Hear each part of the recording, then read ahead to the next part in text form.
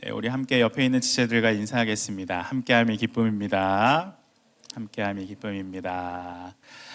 오늘도 우리가 에베소서를 지금 살펴봅니다. 네, 지난주에 한 주 건너뛰었는데 에베소서 시리즈를 지금 설교하고 있는데요. 지난주에 우리가 결단했던, 정확히 말하면 지지난주겠네요. 지지난주에 우리가 결단했던 것들이 무엇인지 혹시 기억이 나시나요? 네, 필기하시는 분들이 꽤 많아서 아마 필기하시는 분들은 보실 수 있을 텐데 제가 한번 다시 리마인드 해드리겠습니다. 우리가 지난 시간에 결단했던 세 가지가 이것이었는데요. 나는 하나님께 속한 자임을 확신하며 주의 백성으로 살아갑시다. 포기하고 싶은 순간마다 부르심의 소망을 떠올리며 말씀에 순종합시다. 하나님의 능력으로 공동체와 함께 손잡고 믿음의 길을 걸어갑시다 라고 우리가 함께 마지막 설교를 정리하면서 결단을 했었습니다. 주님께 속한 자로서 우리가 좀 힘들고 어려운 상황 속에서도 세상에 다른 게 아니라 주님만 붙들고 믿음의 길을 걸어가야 한다라고 말씀을 드렸었는데요. 그래서 오늘은 이 말씀에 이어지는 본문으로서 이 믿음이라는 부분에 우리가 조금 더 고찰을 해보고자 합니다. 특별히 바울이 지금 에베소 성도들에게 믿음에 대한 부분을 오늘 본문을 통해 어떻게 전하고 있는지를 우리가 살펴보면서 우리도 성경이 말하고 있는 이 믿음에 대해서 다시 한번 돌아보는 시간이 되기를 바랍니다. 그래서 우리는 오늘 멈춰져 있는 관념적인 믿음보다는 실제적인 삶을 걷는 역동적인 믿음에 대해서 좀 살펴보려고 해요. 이것이 바로 성경이 말하는 진정한 믿음이기 때문입니다. 그래서 성경은요, 믿음을 결정이 아니라 걸음으로 말하고 있음을 우리는 본문에서 발견을 하게 됩니다. 그 첫 번째 걸음은 우리가 어디에 있었는지를 깨닫는 것으로부터 시작하는데요. 성경은 믿음을 결정이 아니라 걸음으로 지금 이야기하고 있는데, 첫 번째, 우리는 죄의 길을 걷던 사람이었다라는 것을 우리에게 오늘 말하고 있습니다. 우리는 죄의 길을 걷던 사람들이었다라는 것을 바울은 지금 에베소 성도들에게 전하고 있는 것이죠. 오늘 본문의 1절에서 2절까지의 말씀을 우리 다시 한번 읽어보면 이렇습니다. 우리 한번 읽어볼까요? 시작. 그는 허물과 죄로 죽었던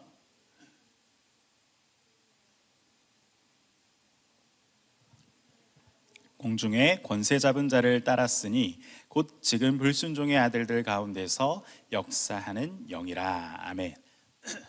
우리가 걸음이라고 방금 말씀드렸잖아요. 서론에서 언급했던 그런 행하다, 이 걷다라는 것이요, 오늘 이 2절에 나오는 그 가운데서 행하여라고 하는 이 행하다라는 단어에 담겨 있습니다. 이 행하다라는 단어는요, 헬라어로 페리파테오라고 하는 헬라어인데요, 합성동사예요. 페리와 파테오라는 이 동사가 합쳐진 단어인데, 페리는 옆에, 주변에 등등 이런 뜻을 가지고 있고, 파테오는 걷다, 밟다 이런 뜻이 있어요. 그럼 이 두 개를 합치면 어떤 뜻이 될까요? 주변을 걷다, 주위를 걷다 이런 뜻들이 되겠죠.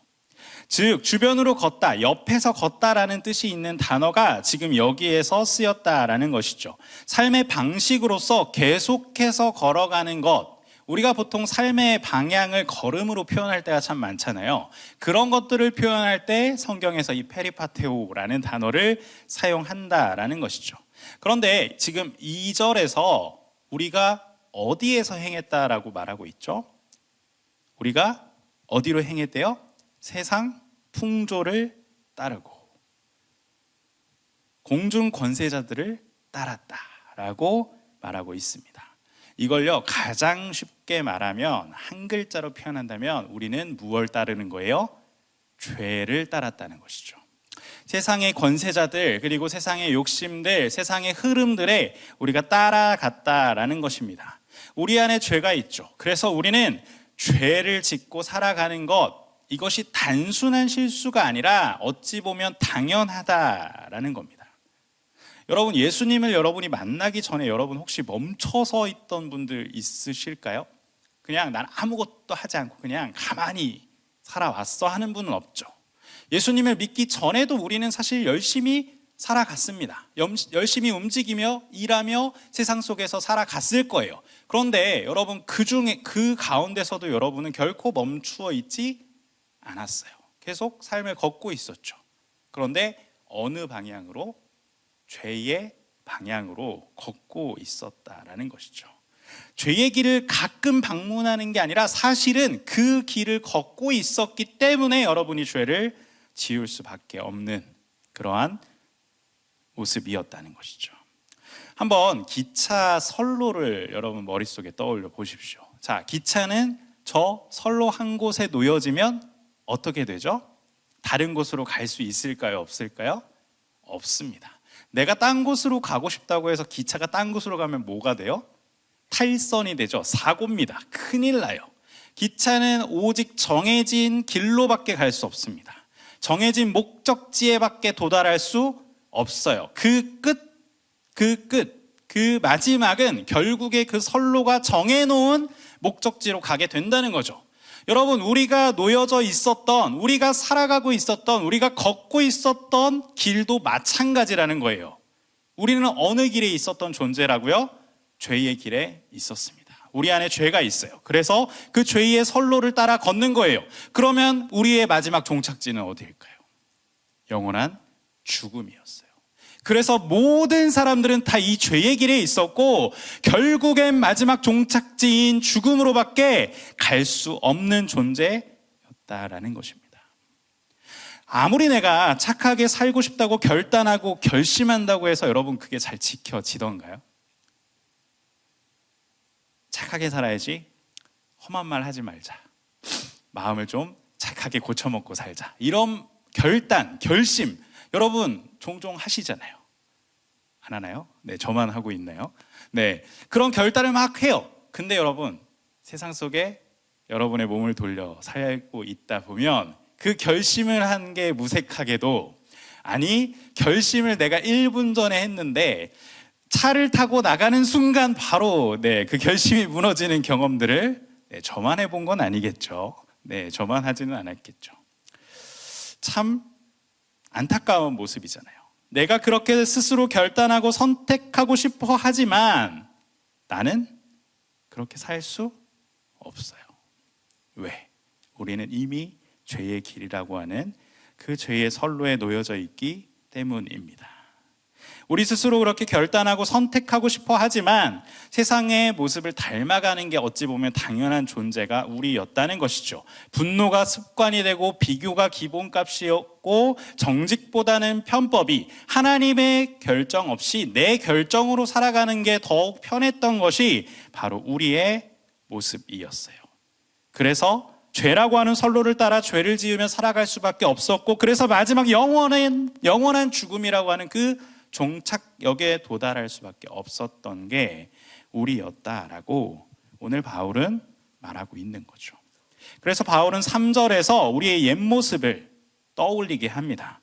전에는 우리도 다 그 가운데서 우리의 육체의 욕심을 따라 지내며 육체와 마음에 원하는 것을 하여 다른 이들과 같이 본질상 진노의 자녀였더니,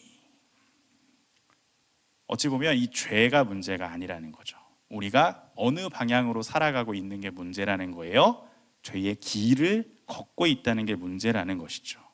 우리 안에 이미 선한 것이 없고 죄가 들어오게 되었기에 우리는 본질상 진노의 자녀, 죄의 노예, 육체의 욕심으로 살아갈 수밖에 없는 존재였다라는 것입니다. 예레미야 17장 9절에도 보시면요, 이렇게 기록되어 있어요. 만물보다 거짓되고 심히 부패한 것은 마음이라. 우리가 그러한 존재였다라는 것이죠. 그래서 우리가 죄를 짓는 것이 너무 자연스럽고 너무 당연했던 것입니다. 우리도 세상을 막 보면서 이야기하죠. 세상은 왜 이렇게 악한 거야? 왜 이렇게 나쁜 사람들이 많지? 그렇게 말하지만 여러분, 세상이란 곳은 그럴 수밖에 없는 거예요. 세상이 죄의 선로 위에 있고 모든 사람이 그 죄라고 하는 선로 위에 있기 때문에, 모든 사람들의 마음이 부패하였기 때문에 어찌 보면 그것이 자연스럽고 그것이 편안한 모습인 것입니다. 우리도 마찬가지였죠. 우리도 죄를 지으면 사고야, 실수였어 라고 말하겠지만 그것이 거짓이었습니다. 사실은 그렇지 않다는 거죠. 그렇게 살 수밖에 없어요. 그것이 우리의 걸음이었다는 겁니다. 우리가 세상의 가치관대로 휩쓸려 살아갔다면 그 자체가 죄의 걸음이기 때문이에요. 여러분, 죽은 물고기는 강을 거스를 수 있을까요? 없죠. 죽어 있기 때문에 어떻게 돼요? 강이 흘러가는 대로 그냥 떠내려고 합니다. 우리도 마찬가지의 존재였다는 거죠. 죄라고 하는 선로에서 마치 죽은 자처럼, 부패한 자처럼 그렇게 세상의 흐름에 떠밀려 살아갔던 모습이 바로 우리의 모습이었어요. 그래서 우리가 인생의 주인인 것처럼 착각하지만 우리는 그 방향으로, 세상이 정해놓은 그 죄의 길로 다람쥐가 쳇바퀴 돌듯이 계속해서 그 죄의 길을 걷고 있었다는 것이었죠. 그래서 오늘 성경은 이렇게 말하는 거예요. 죄는 사건이 아니라 우리가 살아간 방향이었다. 우리가 살아가는 그 방향이었다라고 성경은 우리에게 말하고 있어요. 사실 우리도 이 길 위에 있었음을 바울이 말하고 있는 거죠. 믿음이라는 것은 이 길 위에서, 죄의 길 위에서 우리가 조금이라도 잘 걸어봐라, 이 죄의 길에서 뭔가 너는 좀 다르게 해봐라 라고 말하는 게 결코 아니에요. 왜? 본질적인 이유가 있기 때문이죠. 그 길 위에 있다면 우리는 결국 죽음이라고 하는 종착역에 다다를 수밖에 없다는 거죠. 그러면 우리는 어떻게 해야 할까요? 이 믿음의 길로 갈 수 없는 존재로 영원히 남겨져서 죄를 지으며, 죄만 지으며 그 죄의 걸음을 걸어가는 존재로 남게 될까요? 결코 그렇지 않아요. 오늘 성경에서는 복음은 길 자체가 바뀐 사건이라고 우리에게 말하고 있습니다. 두 번째로 우리는 은혜의 길로 옮겨진 사람들이라는 것을 바울은 다시 한번 그들에게 전하고 있습니다. 우리가 이 죽음의 길에서 죽어 사라져 버렸다면 오늘 본문을 읽을 필요도 없어요. 바울은 오늘 우리가 붙잡고 나아가는 그 주님이 우리에게 어떤 은혜를 베푸셨는지를 그들에게, 그리고 오늘 우리에게 분명히 말하고 있다는 것이죠. 에베소서 2장 4절에서 5절까지의 말씀 우리 다시 한번 읽어볼까요? 시작. 긍휼이 풍성하신 하나님이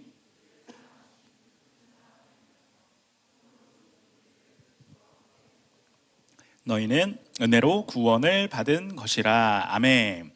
여러분, 방금 우리가 3절하고 4절을 쭉 읽으셨잖아요. 그런데 이 원문상에는요 3절 바로 앞에 접속사가 하나 붙어 있어요.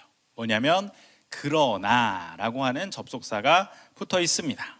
즉 우리도 사실 그 앞에 있었던 죄의 길을 걷던 자들이었고 그것이 당연한 사람들이었다고 말했지만 여기에서 어떻게 되는 거예요? 반전이 일어나는 거죠. 그러나 라고 하는 이 위대한 반전으로 바울은 지금 놀라운 사실을 우리에게 전해주고 있다는 거예요. 긍휼의 하나님께서 큰 사랑으로 우리를 누구와 함께?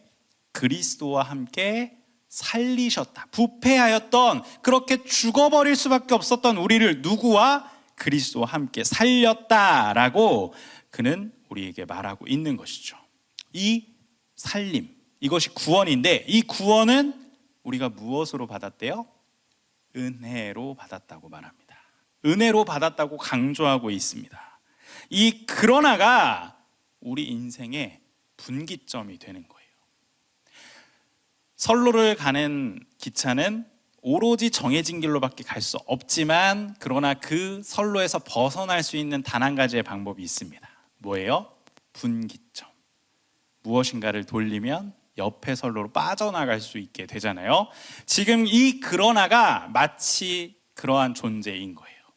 우리가 죄의 길을 걷고 있었는데 죄의 선로에 서서 지금 죽음이라고 하는 종착역으로 가고 있던 도중에 분기점이 지금 나타났고 그 분기의 버튼을 주님께서 눌러주셔서 우리의 선로가 어떻게 됐어요? 옮겨졌다는 것을 지금 바울은 이야기하고 있어요. 우리는 여전히 죄의 길을 걷고 있었는데 하나님께서 사랑으로서 우리의 삶 속에 개입해 오신 거죠.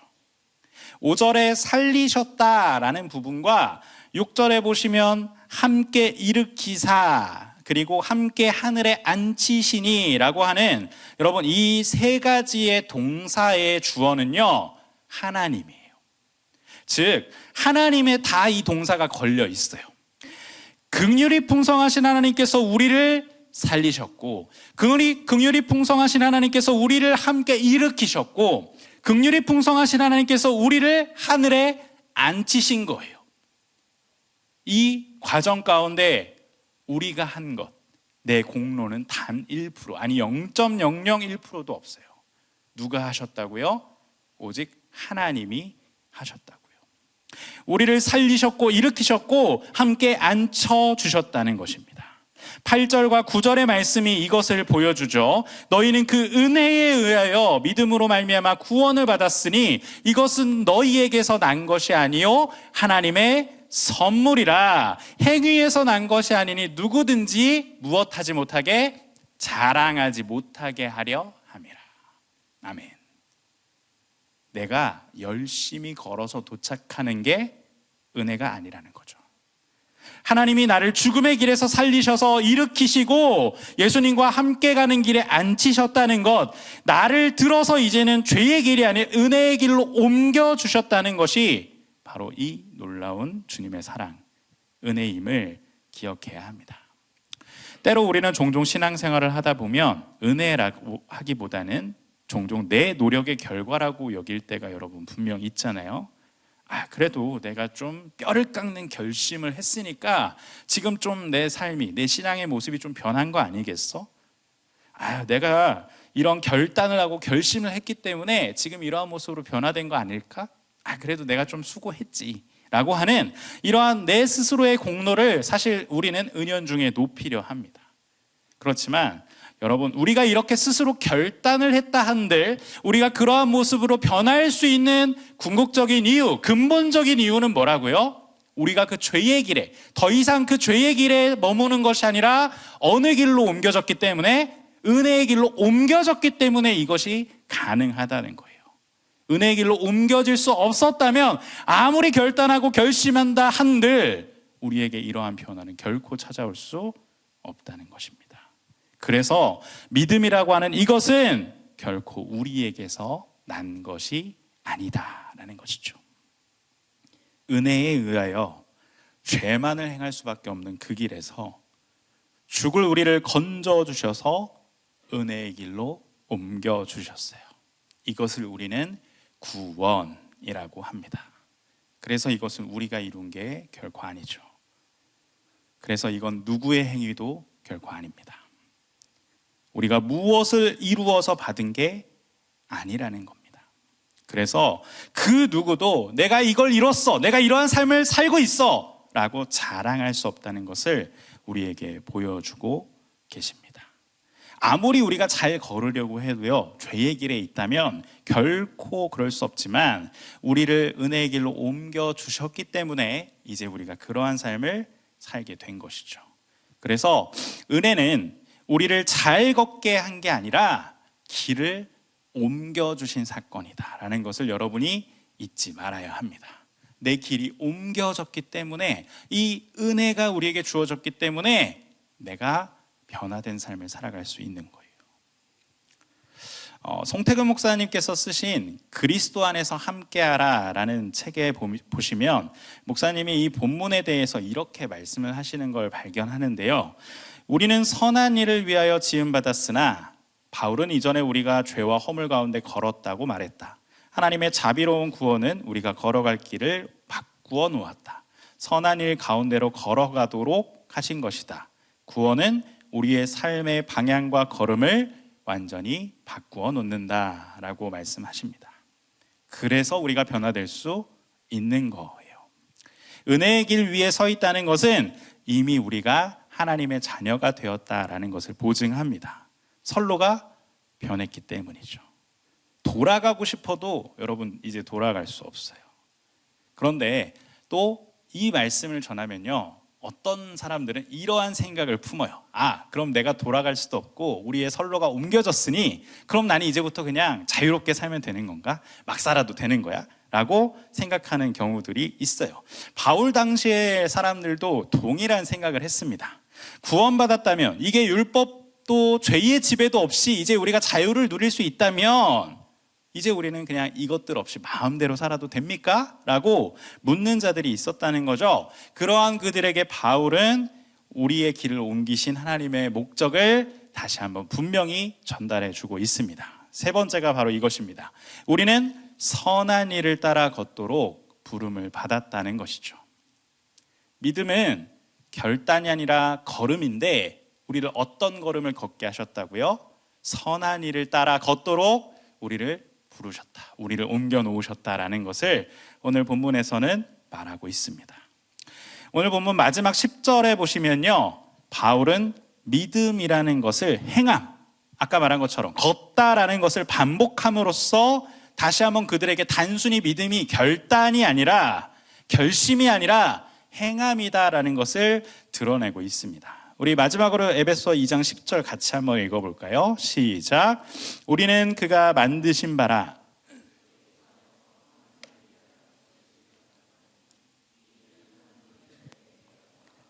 그 가운데서 행하게 하려 하심이니라. 아멘. 죄의 길을 걷던 것도 아까 위에 보시면 2절에 보시면 뭐라고 표현되었었죠?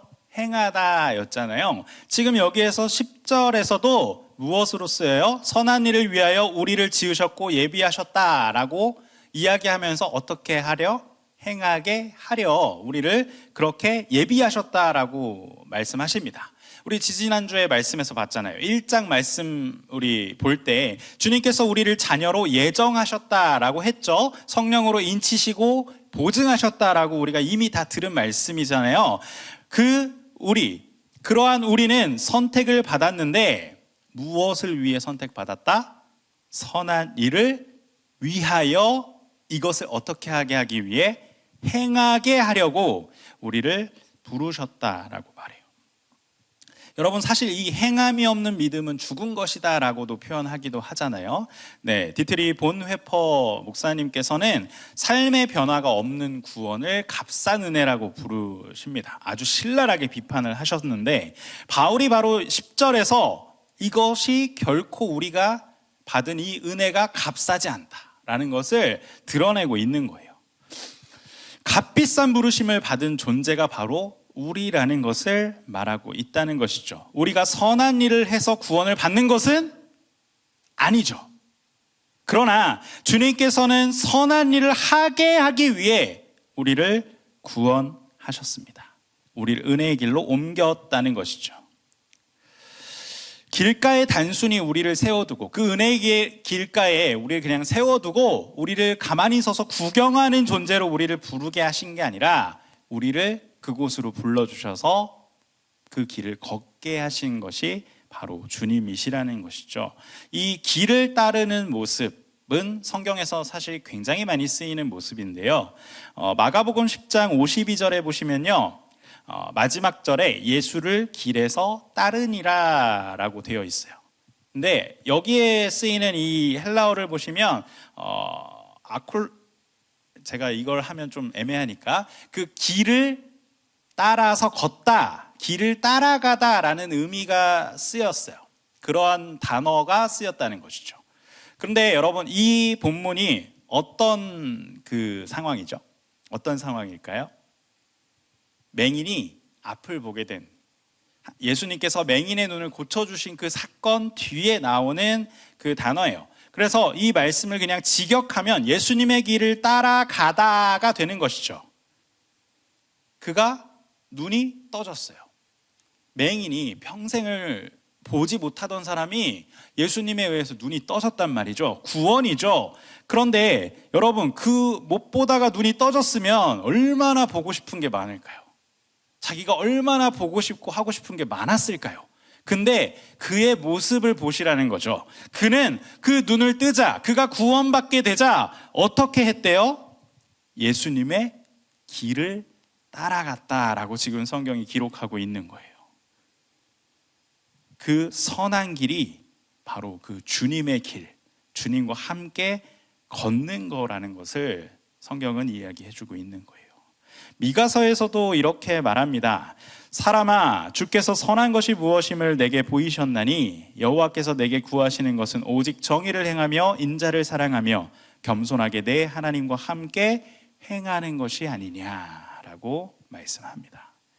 하나님과 함께 행하는 것, 즉 그의 길을 따라가는 것, 그것이 바로 선한 걸음이라는 거예요. 그런데 여러분, 이 길은 우리가 결코 혼자 갈 수 없습니다. 구원받았으니 아무것도 안 하고 멈춰 서 있으면 이룰 수 있는 게 결코 아니라는 거예요. 그런데 내 능력으로도 이거는 이룰 수 없어요. 원래 우리는 본질상 뭐가 있었어요? 죄가 있었잖아요. 그래서 우리가 이것을 다 이룰 수가 없어요. 그래서 그러면 우리 이거 이룰 수 없는데 굳이 우리를 왜 이 길로 옮겨 놓으셨을까? 라고 생각하실 수 있잖아요. 그래서 성경에는 다 답이 있습니다. 갈라디아서 5장 24절에서 25절의 말씀을 보면 이것에 대한 답이 있어요. 우리가 그 길로 옮겨졌는데 그럼 이제 어떻게 하나님과 함께 선한 길을 걸어갈 수 있을까에 대한 답이 저기 있어요. 같이 한번 읽어볼게요. 시작. 그리스도 예수의 사람들은 육체와 함께 그 정욕과 탐심을 십자가에 못 박았느니라. 만일 우리가 성령으로 살면 또한 성령으로 행할지니. 아멘. 이제 세상의 것들, 내 옛사람들, 그 죄의 길에 걷던 그 모든 것들은 무엇으로? 십자가에 못 박고 다 십자가에서 제하여 버리고 이제 누구와 함께? 내 안에 계신 성령, 나를 하나님의 자녀로 인치시고 보증하셨던 그 성령과 함께 어떻게 하라? 행하라. 그 길을 따라 걸어가라 라고 성경에서는 우리에게 답을 줍니다. 그 선한 길을 따라 걷는 실제적인 삶의 행동이 있을 때 우리는 비로소 무엇으로 산다라고 말할 수 있는 거예요? 믿음으로 산다라고 말할 수 있는 겁니다. 믿음은 그래서 멈춤이 아니라 선한 길 위를 따라 걷는 삶인 거예요. 여러분, 선한 길을 걷는 것은 거창한 게 아닙니다. 일상이라고 하는 지극히 현실적인 여러분의 그 땅 위에서 우리가 구체적으로 걷는 발걸음 하나하나가 바로 이 선한 길이 될 것입니다. 관계 속에서 나를 힘들게 하는 사람을 욕하는 것 너무 쉽죠. 우리의 옛 모습이 그랬으니까요. 그런데 내 입술을 지켜달라 기도하며 침묵해 보는 것도 선한 걸음 중에 하나예요. 손해볼 것이 뻔한데 남들 다 하는 편법, 내가 잠깐 참고 비록 손해를 볼지언정 내가 하나님의 자녀로서 정직하게 살겠다라고 하는 그 결단과 행동이 있다면 그것도 여러분의 선한 걸음 중에 하나가 된다는 것이죠. 바보 같아 보일지도 모르겠지만 그것이 주님과 걷는 당당한 걸음이 된다는 것을 기억하시면서 이러한 선한 길을 걸어갈 수 있는, 주님과 함께 걸어갈 수 있는 이 믿음이 여러분에게 있기를 소망합니다. 사랑하는 맑은 생황천교회 청년 여러분, 너무나도 우리는 익숙하게 죄의 길을 걸어왔지만 우리 스스로가 이 길을 선택할 수 없었습니다. 하지만 주님의 은혜로, 그러나 주님의 은혜로 우리가 걷는 길 자체가 옮겨졌다는 것, 여러분 결코 잊지 마시기 바랍니다. 그래서 이제는 구원받은 우리는 이 선한 길, 옮겨진 그 은혜의 길을 선한 일을 하기 위해 그 선한 길을 걷도록 부름받은 사람이 되었다라는 놀라운 사실을 기억하면서 그렇게 살아갔으면 좋겠습니다. 믿음은 결정이 아니라 걸음입니다. 오늘 이 말씀을 듣고 교회 문 밖을 나가는 순간부터 여러분의 진짜 믿음이 시작될 거예요. 여러분의 삶의 걸음이 믿음의 걸음이 될 것입니다. 하나님께서는 당장 여러분에게 뛰라고 다그치지 않으시는 분이에요. 한 걸음 한 걸음 주님께서 옮겨주신 그 길 위에서 여러분의 오늘의 한 걸음을 떼라고 말씀하시는 분이 주님이십니다. 우리는 아무 길이나 걷는 자들이 결코 아니에요. 우리는 그 죄의 길에서 건짐받아 은혜의 길로 옮겨졌으며 이제는 선한 길로 걷도록 부름받은 자들임을 잊지 마시기 바랍니다. 오늘 하나님은 그 길을 우리에게 준비해 두셨고 우리는 그 길을 걷기만 하면 됩니다. 이번 한 주간 동안 무언가 거창한 계획을 세우기보다는 내가 할 수 있는 그 작은 실천들을 붙들어 보는 한 주가 되기를 바랍니다. 그래서 여러분의 그 작은 걸음들이 모여서 믿음의 여정이 될 것을 기대하며 하루하루 주님이 우리에게 원하시는 그 선한 걸음을 걸어가 볼 수 있는 저와 여러분이 되기를 주님의 이름으로 축복합니다.